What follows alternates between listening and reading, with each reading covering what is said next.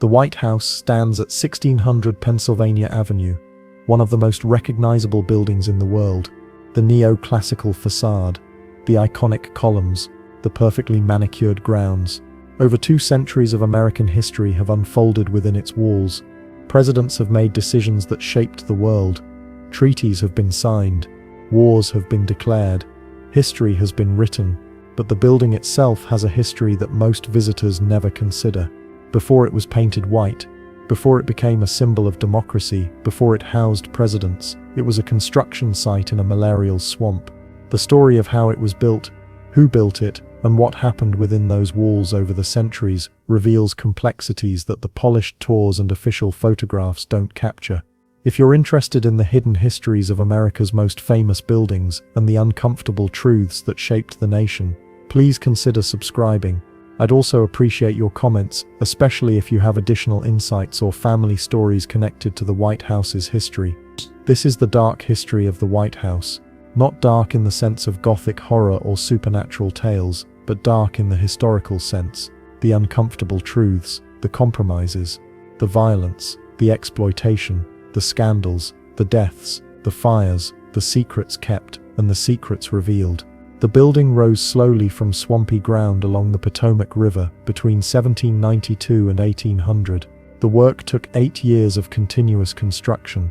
The labor came from multiple sources, both free and enslaved. That fact alone complicates the building's symbolic meaning. The house that represents American democracy was built partially by people who had no freedom, no rights, no voice in that democracy. The story begins with a political deal made in smoke-filled rooms, a compromise that would determine where the nation's capital would stand.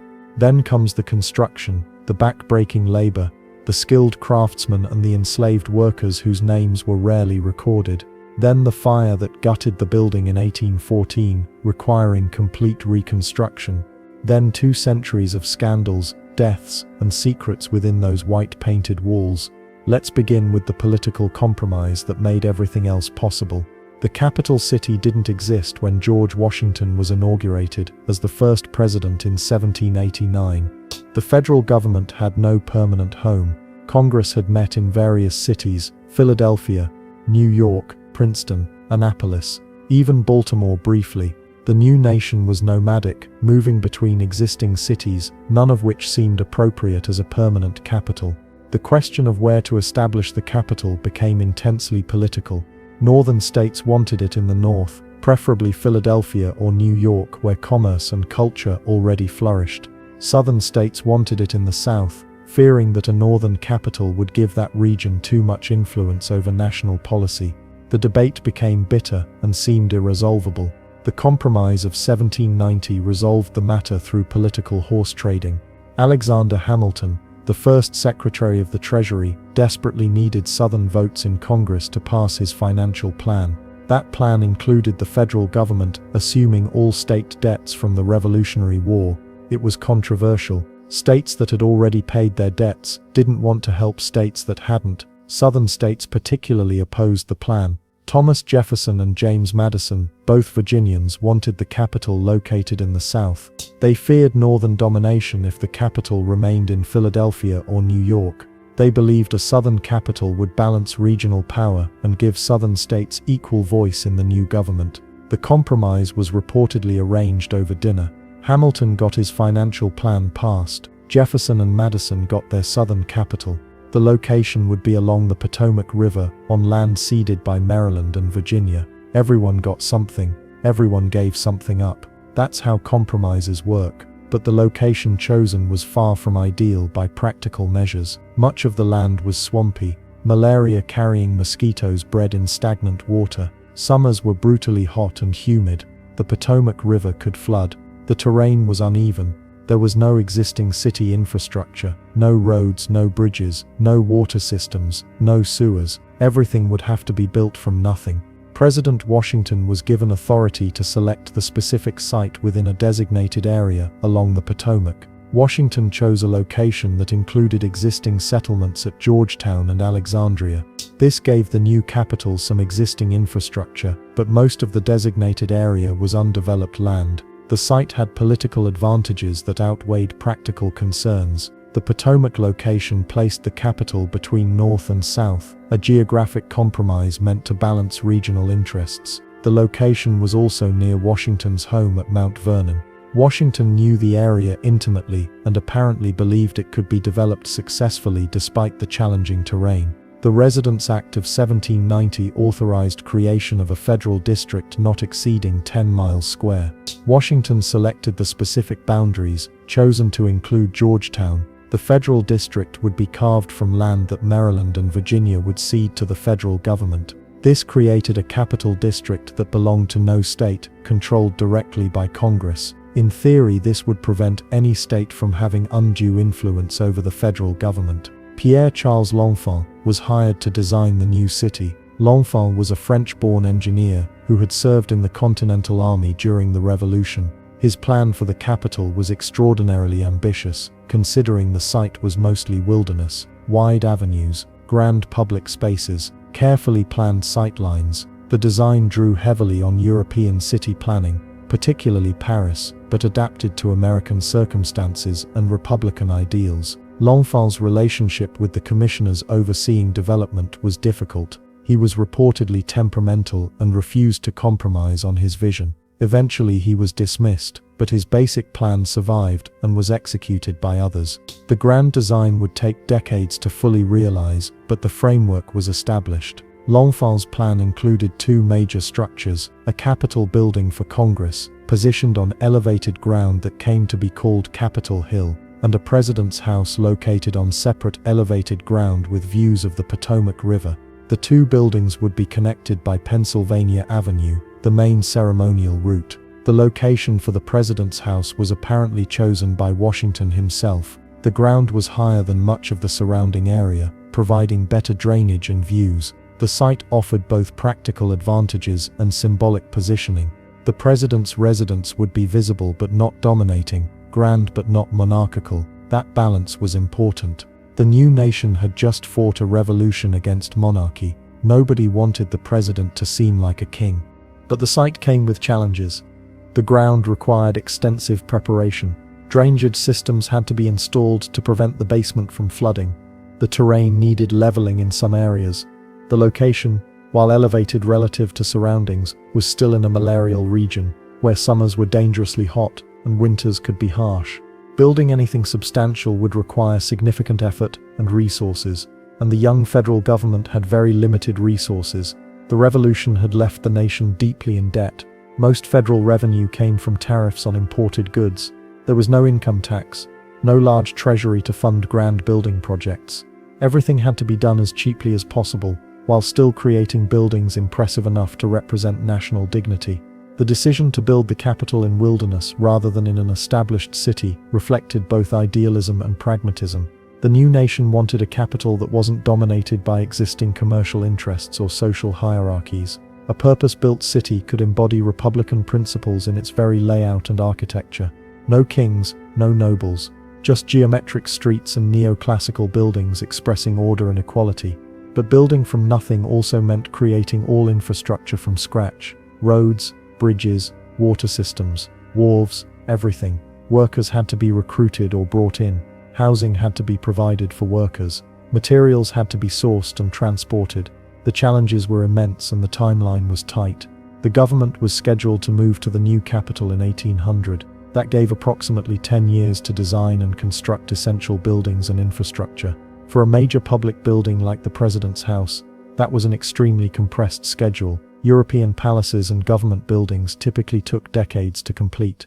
The Americans had less than 10 years. Washington understood the challenges but remained committed to the Potomac location. He worked closely with the three commissioners appointed to oversee development of the federal district. The commissioners had enormous responsibilities and limited resources. They had to acquire land, hire designers and builders, recruit workers, purchase materials, and somehow complete the essential buildings on time and within budget. The site was chosen. The plan was approved. The next step was determining what the President's House would actually look like. In 1792, the commissioners announced an architectural competition. The competition was advertised in newspapers, inviting architects to submit designs. The winner would receive $500 or a medal of that value, a substantial prize for the period. The competition instructions specified certain requirements. The house needed to accommodate both the president's private residence and official functions. It should be substantial enough to represent the young nation's dignity, but not so grand as to suggest monarchy. The building should be constructed of brick or stone for permanence and fire resistance. Beyond these basics, the instructions left considerable room for interpretation. How large should the house be? What architectural style was appropriate for a republic? How should the building balance private and public functions? How much should it cost? These questions fell to the competing architects to answer through their designs. Multiple designs were submitted, though the exact number varies in different historical accounts. Most submissions have not survived or remain unidentified. What's known is that the submitted designs varied considerably in scale, style, and ambition. Some were relatively modest houses that seemed barely adequate for a head of state. Others proposed palace-like structures that seemed wholly unsuitable for a republic that had just rejected monarchy. Thomas Jefferson submitted a design anonymously.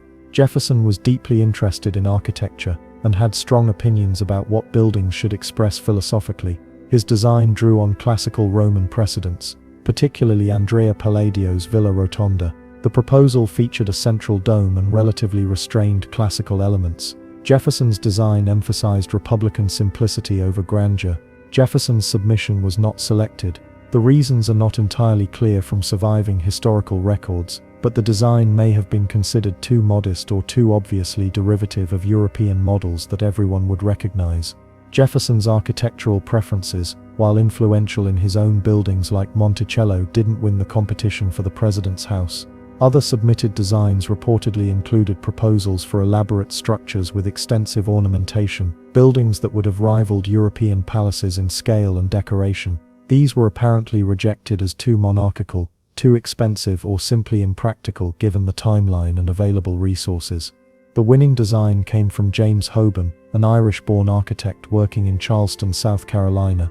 Hoban's proposal apparently struck the balance the commissioners sought. The design was substantial without being overwhelming. It drew on classical precedents but adapted them to American circumstances. It could accommodate both private residence and public functions, and importantly, it could probably be built within the available time and budget. Hoban's design featured a rectangular plan with a central section and two projecting wings. The style was Georgian, a restrained neoclassical approach that was familiar in both Britain and America. The facade would feature evenly spaced windows, classical proportions, and relatively simple ornamentation. The design suggested dignity and permanence without monarchical pretension. The selection process involved both the commissioners and President Washington. Washington's preferences apparently influenced the final choice significantly. He had strong opinions about the capital's development and took active personal interest in the president's house design. Washington's approval of Hoban's plan was essential to its selection, but Washington also pushed for changes.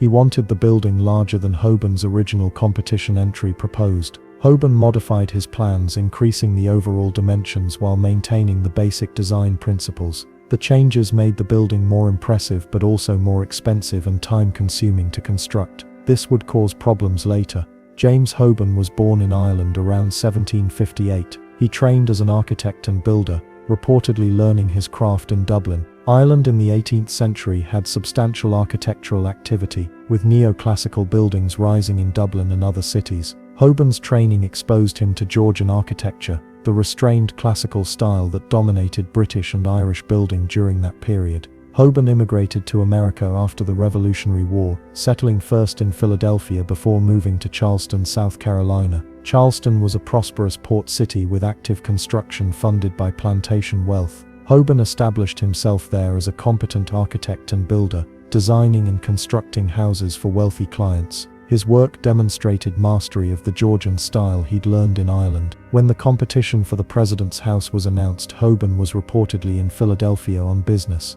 He learned of the competition and decided to enter. His training and experience made him well qualified. He understood classical proportions, could execute designs in stone or brick, and had actually built substantial structures rather than just drawing theoretical plans.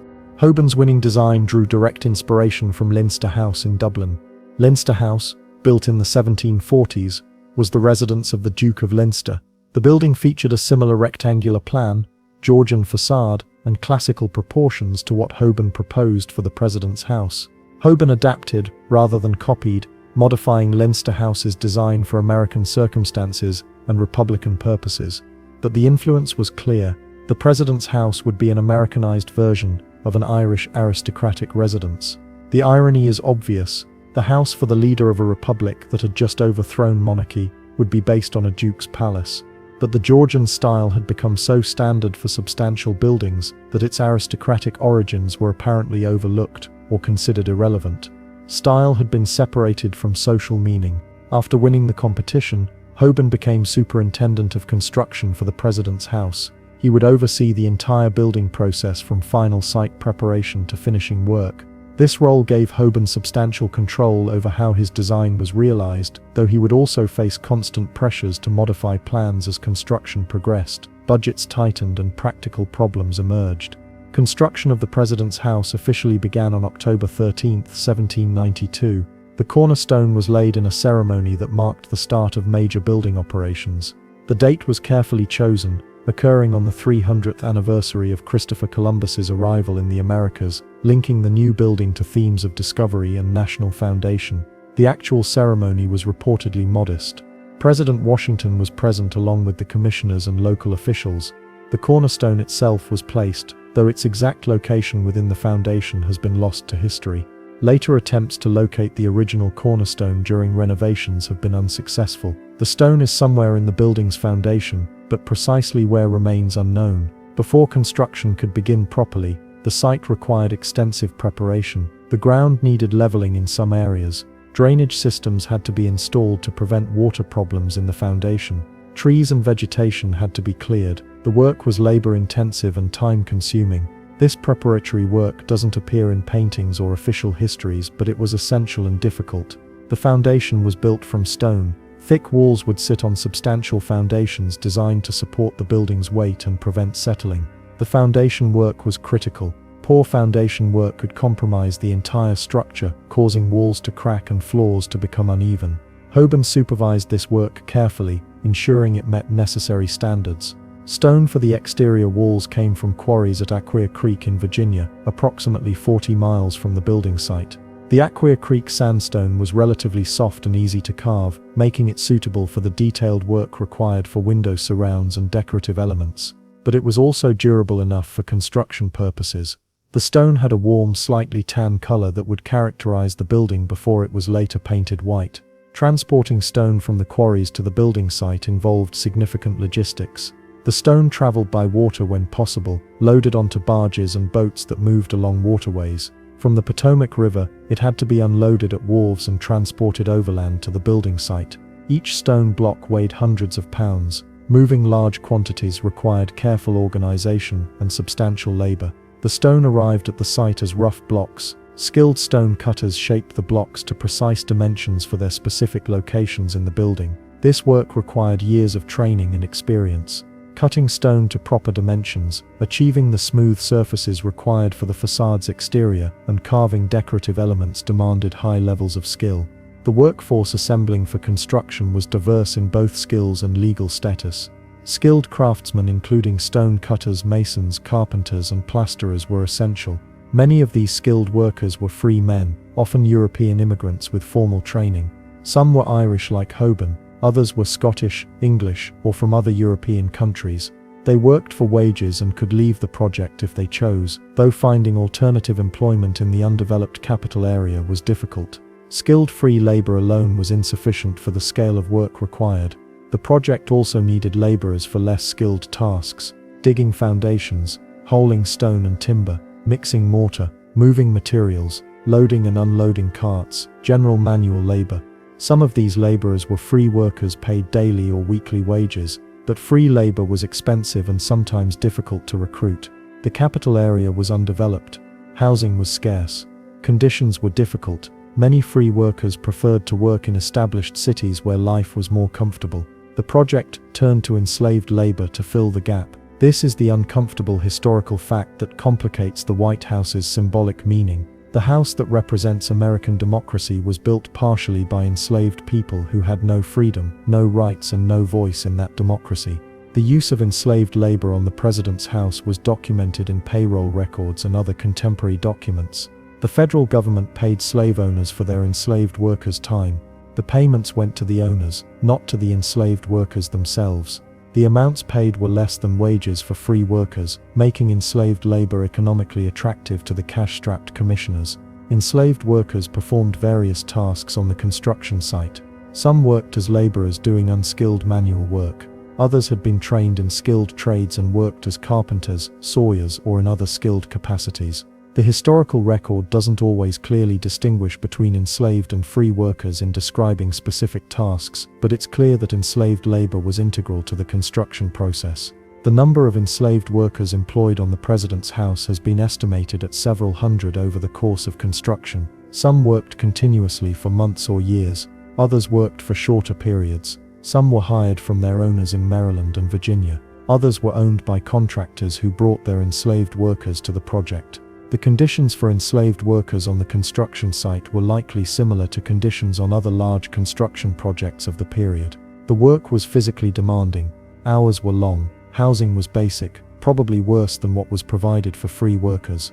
Medical care was minimal or non-existent. Injuries were common in construction work, and enslaved workers likely received less attention for injuries than free workers. The historical record preserves few details about individual enslaved workers on the president's house. Most remained anonymous in contemporary documents. Their names, if recorded at all, usually appear only in terse payroll entries, noting payments to their owners. Their experiences, their thoughts, their feelings about building the president's house remain largely unknown. They left no written records. Nobody interviewed them. Their stories were considered unimportant by those who kept records. The Aquia Creek sandstone of the exterior walls was damaged by the fire. The intense heat caused the stone to crack, and in some places the surface layer spalled off. The wooden roof structure collapsed, falling into the interior. The building burned through the night. By morning, only the exterior walls remained standing, blackened by smoke and damaged by heat. Other government buildings burned that night too. The Treasury, the War Office. The British set fires systematically, destroying the symbols of American government. But they didn't burn private houses or attack civilians. The destruction was targeted at government property, a military action with a political purpose. A severe thunderstorm the next day helped put out fires that were still burning. Rain soaked the ruins. The storm was reportedly intense, possibly a tornado, and caused some British casualties. The weather convinced the British commander to withdraw rather than occupy the city. British forces left Washington on August 25, having held the capital for less than 24 hours. When government officials returned to Washington, they found a devastated city. The capital was a burned shell. The president's house was gutted. Other government buildings were destroyed. The national humiliation was complete. The British had marched into the American capital and burned it down virtually unopposed. There was serious discussion about abandoning Washington entirely and moving the capital elsewhere. Many in Congress argued that the city had proven indefensible and that remaining there after such a humiliation was unthinkable. Philadelphia advocates pushed for returning the capital to that established city, but others argued that abandoning Washington would compound the humiliation and suggest the British had won. The decision was made to stay and rebuild, but the president's house was so heavily damaged that rebuilding would essentially mean constructing a new interior within the surviving walls. James Hoban was brought back to oversee the reconstruction. He was now in his 50s but still capable and familiar with the building he'd designed 2 decades earlier. Hoban assessed the damage. The exterior walls had survived but were smoke-stained and heat-damaged. The interior was completely destroyed. Everything would have to be rebuilt. The reconstruction would cost approximately $500,000, an enormous sum for the federal government at that time. The reconstruction took 3 years. Workers repaired and rebuilt the exterior walls where damage was severe. The entire interior had to be reconstructed from scratch. New floor joists, new staircases, new plasterwork, new everything. It was essentially building the house again, though this time within existing exterior walls. The decision was made to paint the exterior walls white. This had practical purposes. The paint protected the stone and covered the smoke staining and fire damage. But it also had symbolic purpose. The white paint announced that the building had been restored, that the humiliation of 1814 had been overcome. The building would emerge from the ashes renewed. The white paint gave the building its enduring name. People had called it the President's House or the Executive Mansion. After the Reconstruction, White House became the common name, though it wouldn't become the official name until Theodore Roosevelt's administration in 1902. President James Monroe moved into the reconstructed White House in October 1817. The building was still not completely finished, but it was habitable. Monroe held the first public reception in the restored building on January 1, 1818. The crowd was enormous. People came to see the restored president's house, to witness that the building had survived, that the Republic had survived. The reconstruction had made changes beyond just repairing fire damage. Some rooms were reconfigured. Decorative elements were updated to reflect current fashions. The building that emerged from reconstruction was similar to but not identical to the pre-fire structure. It had been transformed by destruction and renewal. The burning and rebuilding would not be the last trauma the building would endure. The White House has seen more than its share of tragedy within its walls over the 2 centuries since the Reconstruction. Death has visited the White House repeatedly. 2 presidents have died in the building. William Henry Harrison died there in April 1841, just 1 month after his inauguration. He gave a long inaugural address in cold rain, developed pneumonia, and died in the White House on April 4. He was the first president to die in office. Zachary Taylor died in the White House in July 1850. He became ill after attending 4th of July celebrations in hot weather. The exact cause of death remains debated. The official cause was given as cholera morbus, a 19th century term for acute gastroenteritis. But Taylor died quickly after becoming ill, and some historians have speculated about other causes, including possible poisoning, though evidence for that is weak. 3 presidents' wives have died in the White House. Letitia Tyler, wife of John Tyler, died there in September 1842 after a stroke. Caroline Harrison, wife of Benjamin Harrison, died there in October 1892 of tuberculosis. Ellen Wilson, first wife of Woodrow Wilson, died there in August 1914 of kidney disease. Multiple presidents' children have died in the White House. Willie Lincoln, son of Abraham and Mary Lincoln, died there in February 1862 at age 11, probably of typhoid fever. The Lincolns were devastated. Mary Lincoln never fully recovered from the loss.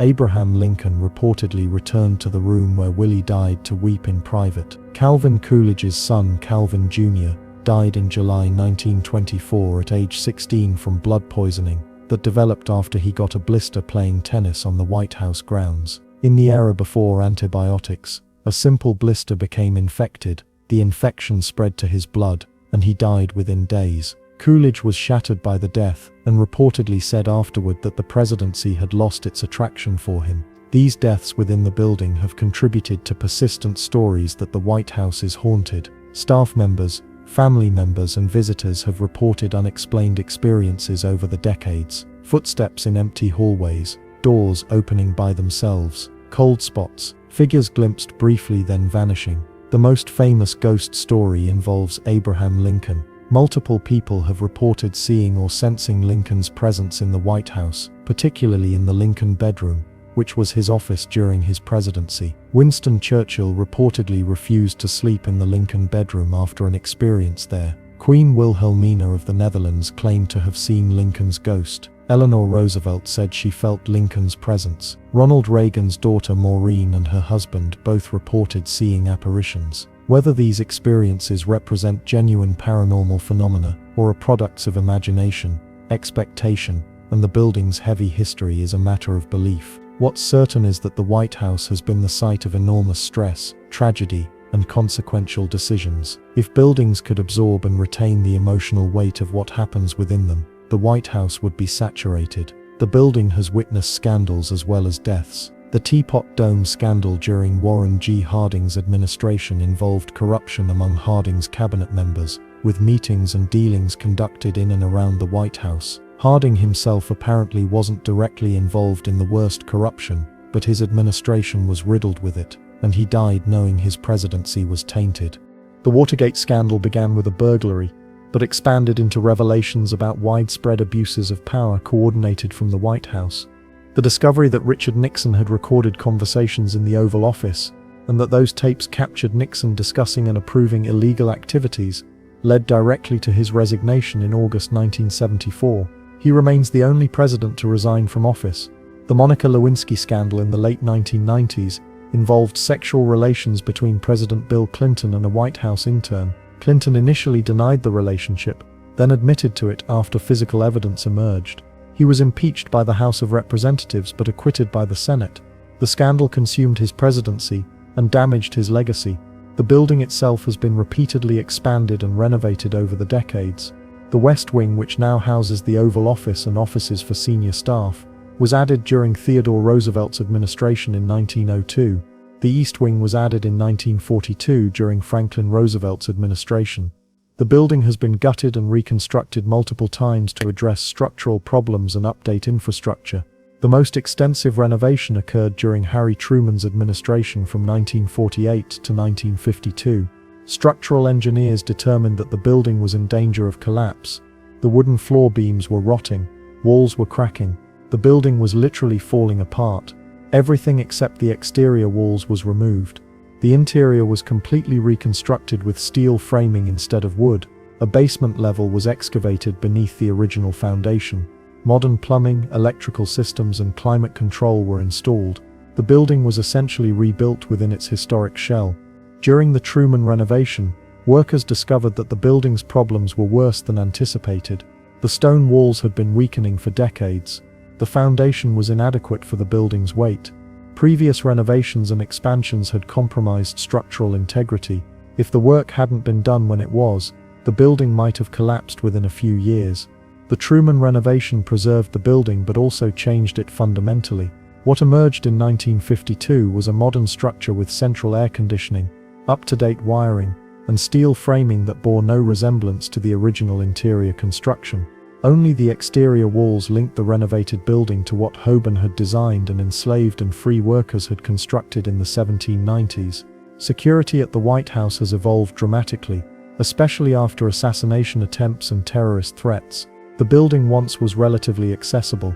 Citizens could walk in during public reception hours and shake the president's hand. That openness has gradually disappeared, replaced by security measures that now make the White House one of the most heavily defended buildings in the world.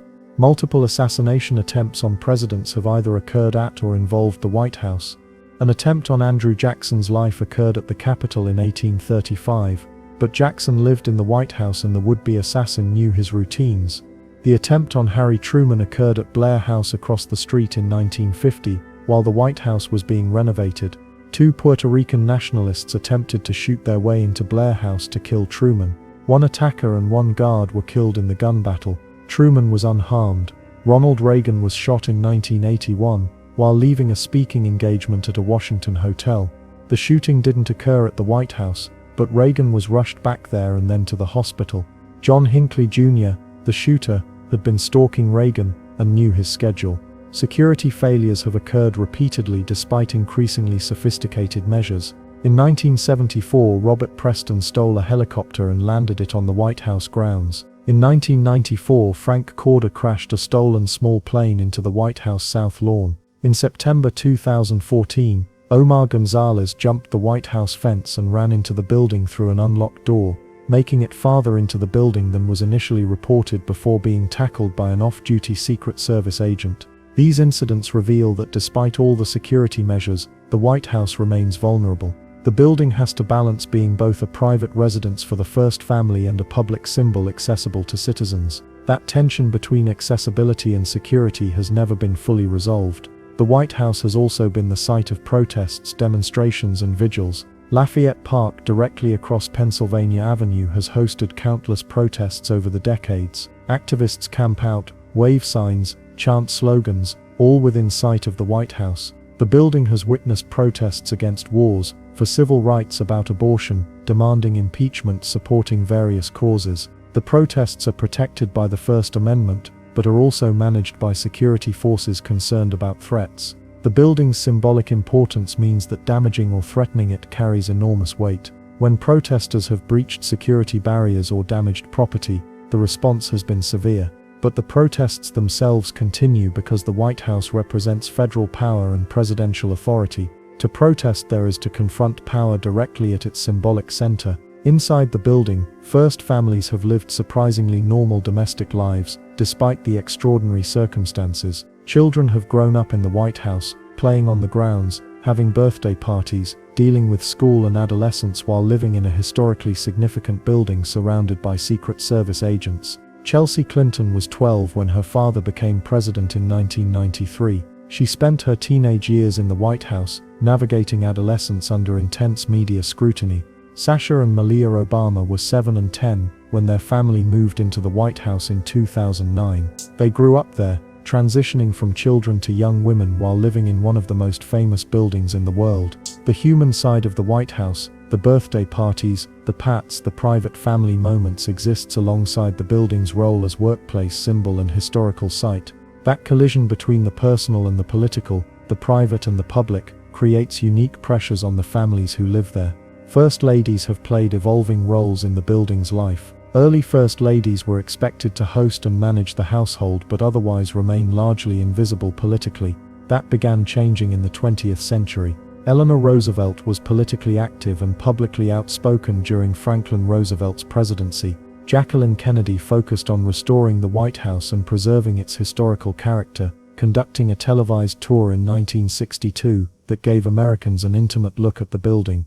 Later first ladies have balanced traditional ceremonial roles with policy advocacy and independent careers. Hillary Clinton took on healthcare reform during Bill Clinton's presidency. Michelle Obama advocated for healthy eating and support for military families.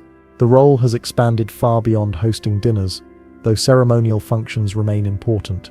The building itself has become a museum as well as a residence and workplace. Public tours allow citizens to walk through parts of the building, seeing the East Room where Abraham Lincoln's body lay in state, the State Dining Room where formal dinners occur, the Blue Room and Red Room with their carefully curated furnishings and historical artifacts. The tours are carefully controlled and limited to certain areas, but they provide access that would have been unimaginable during most of the building's history. The White House Historical Association, founded in 1961 with support from Jacqueline Kennedy, works to preserve and interpret the building's history. The association publishes books, maintains archives, and helps fund acquisitions of historical furnishings and artwork. The effort to treat the White House as a historically significant building, worthy of preservation and study, is relatively recent, dating mostly from the Kennedy administration. But that historical preservation effort has also revealed uncomfortable truths. Research into the building's construction history has documented the role of enslaved labor. Archaeological investigations have uncovered artifacts from the construction period and from enslaved workers' housing areas. These findings have forced more honest reckoning with the building's origins and what it represents. In 2016, Michelle Obama spoke about the fact that the White House was built by enslaved workers. Her speech acknowledged that historical reality and its implications for understanding the building's meaning. The speech generated some controversy, with some critics claiming she was exaggerating or politicizing history. But the historical record is clear: enslaved people helped build the White House. That's not a political statement.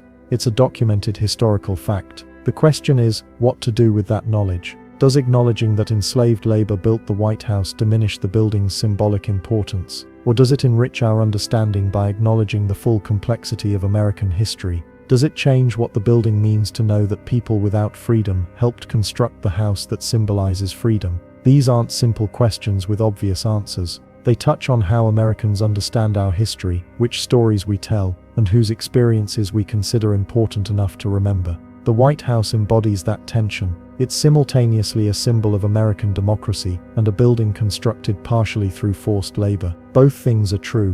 Both are part of the building's history. The White House has hosted moments of great consequence and great controversy. The Emancipation Proclamation was signed there. The decision to drop atomic bombs on Japan was made there. The Civil Rights Act was signed there. The Pentagon Papers revealed government deception about Vietnam from there. The Iran-Contra affair was managed from there. The decision to invade Iraq was made there. Every president has brought their own character, their own priorities, their own scandals and achievements to the building. The White House has been home to great leaders and to deeply flawed ones, sometimes simultaneously. Lincoln's moral authority coexisted with his suspension of habeas corpus. Franklin Roosevelt's leadership during the Depression and World War II coexisted with his internment of Japanese Americans. The building has witnessed decisions both noble and shameful, often made by the same people. What emerges from this history is a building that's far more complex than the iconic images suggest. The White House isn't simply a symbol of democracy and freedom.